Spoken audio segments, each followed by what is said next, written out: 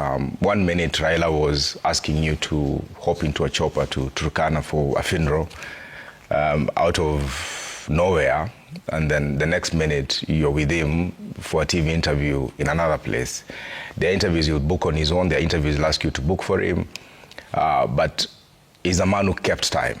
Raila never kept people waiting, apart from rallies, because you have to let the crowds, of course, fill up stadiums or open spaces. But Raila Odinga kept time, so we never kept him waiting. It's only once that we kept him waiting, and he was not very happy about it. But he was a man who kept time.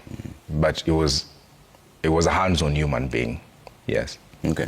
You can see there live pictures from Valley Road in full military honors, because this is a state funeral, and also there's a 7 days mourning period that was declared by the president. That's a live pictures from Valley Road, and as the entourage makes its way to the Nyayo National Stadium for the state funeral service.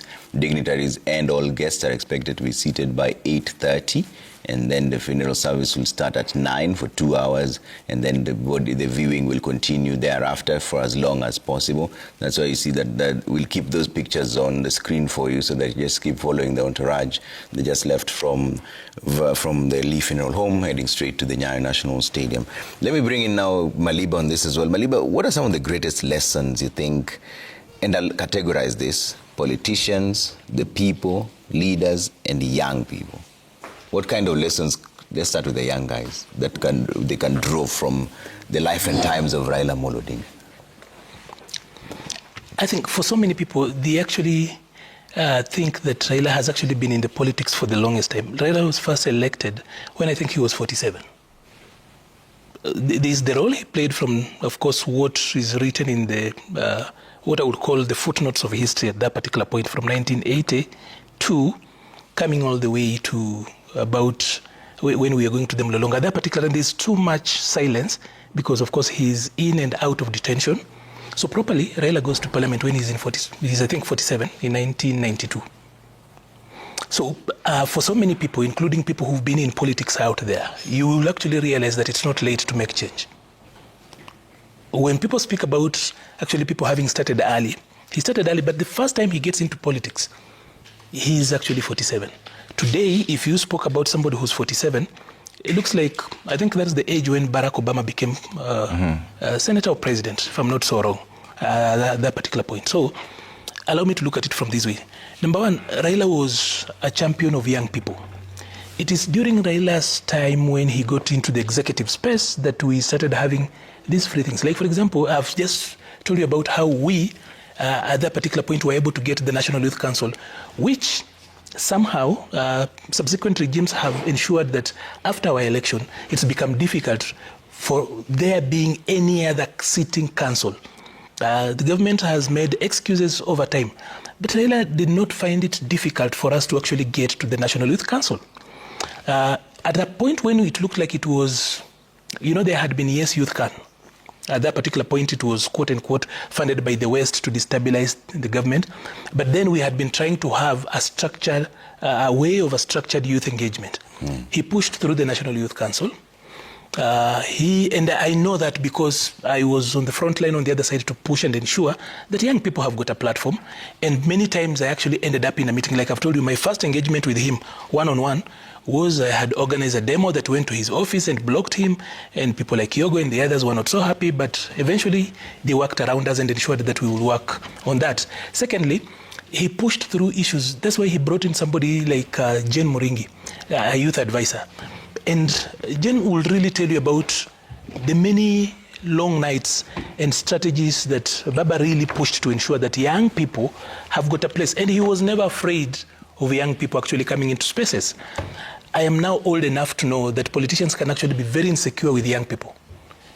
Baba will always open the door for young people. So when you speak about the first national youth policy, it was under his desk, by the way. At that particular point, I think he brought in Paulo Tuoma, now the governor for Busia, to shepherd that. Not that it was easy. Dealing with young people has never been easy for any generation. He always opened the door. He always allowed the youthfulness for young people to actually go out and do things differently. And that is why you realize that he has always been the youth candidate. Raila has always been the youth candidates. Of course, youth in and of itself is not a vote block, but a lot of times young people in this country over time, and I'm talking about millennials, and even those who came ahead of us, slightly ahead of us. I'm talking about the older generation like Kina Cyprian Nyamwamu, Simba Arati and the others. And then now we, the rest of us who are the proper millennials. And even for Gen Zs, there's so much really aligned with his way of thinking. Secondly, Raila for me is the most tribalized person I've ever met. When he became the prime minister, that is the first time, even though I had gone to school properly, I saw some tribes in government offices.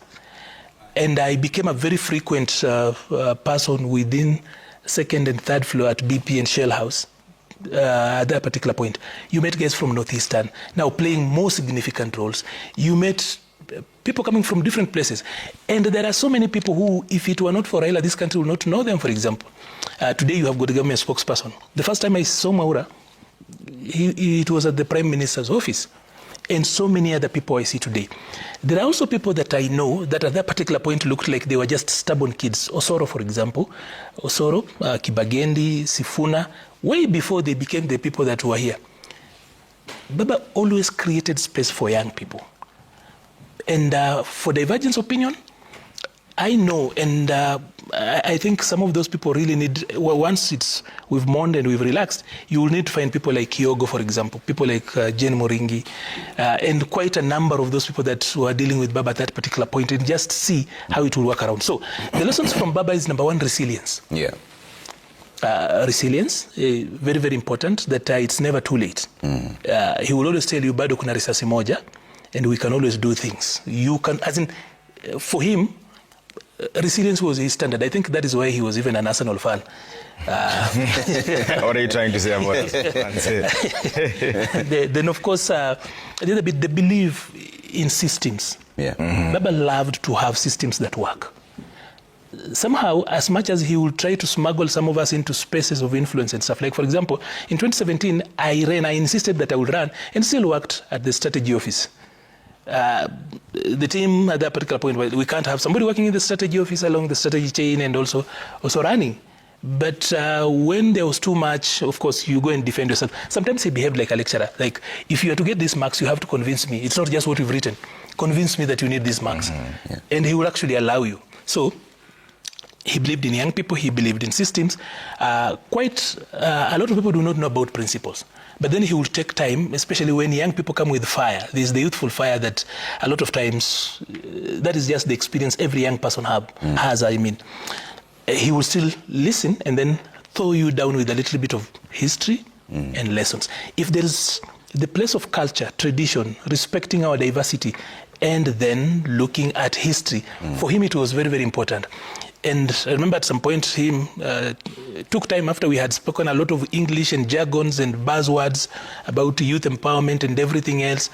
And then he listened to us, and then he told us that if you do not know where you've come from, you definitely do not know where you are, and you don't know where you are going. Trevor, let me tell you, I mean, my friend here, let me tell you, in 2017, we sat in a room with Honorable Raila Odinga, with Mohamed Ali. At that particular time, we were working on a youth program called Kikao for Raila Odinga. Then Mohamed Ali put his case to Honorable Raila Odinga and said, I want to run for Nyali Member of Parliament. And Mzee tried to convince him. He told him, no, you come with me to State House when you win these elections. But Mohamed was very insistent. He said, I really, really want to run. Then Mzee said, fine, you go ahead and run. And when I tried to put a case for myself as well, because I also wanted to run back home, he said, no, you're coming with me to State House. We never go to State House. But I mean, that was Raila Odinga for you. In 2022,